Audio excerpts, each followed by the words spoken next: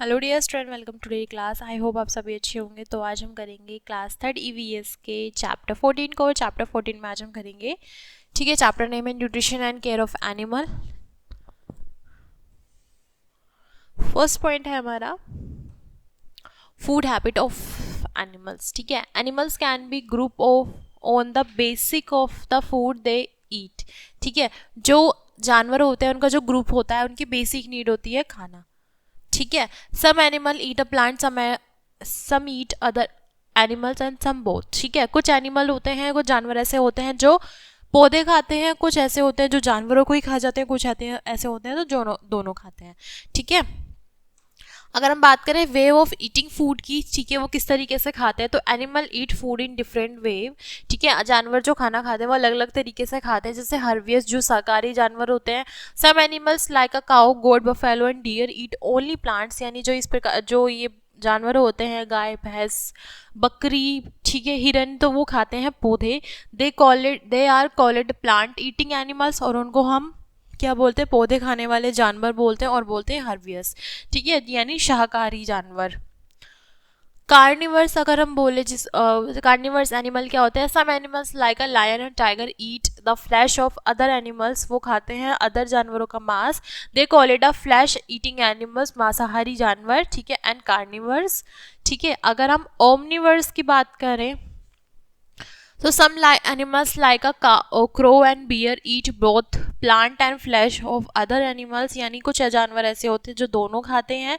ठीक है, यानी जानवरों को भी और पौधे पत्तियों को भी। ठीक है, दे आर कॉल्ड ऑमनिवर्स। ठीक है, उन्हें हम बहुत बोलते हैं।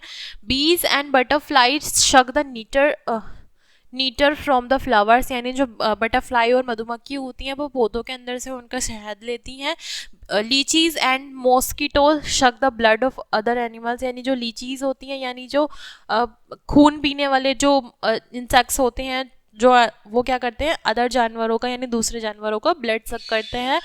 Earthworm slow the soil of connect plant and insects. ठीक है, अर्थवॉर्म जो होता है वो मिट्टी के अंदर होता है या किसके अंदर, पौधों के अंदर एक पाया जाने वाला इंसेक्ट्स है।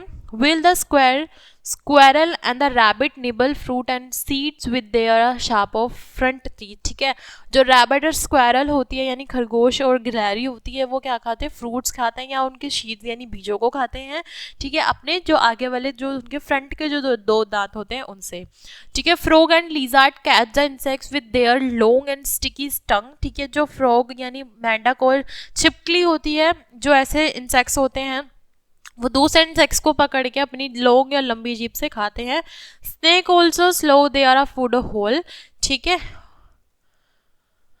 केयरिंग द एनिमल, यानी उन जानवरों की हम कैसे हम जानवरों की देखभाल कैसे कर सकते हैं। We depend on animals. ठीक है, वो डिपेंड करता है एनिमल पे। Animal are our friends, animals हमारे फ्रेंड्स होते हैं। They are great use to us, उनका हम बहुत अच्छी तरीके से प्रयोग कर सकते हैं। Many of the activities can hurt animal like a hitting animal or forcing them to carry load of killing them. ठीक है, कुछ एक्टिविटीज ऐसी होती है जो जानवरों को क्या कर सकती हैं, हर्ट कर सकती हैं, उनको परेशान कर सकती है, जैसे उनको मारना या किसी चीज़ के लिए उनको फोर्स करना।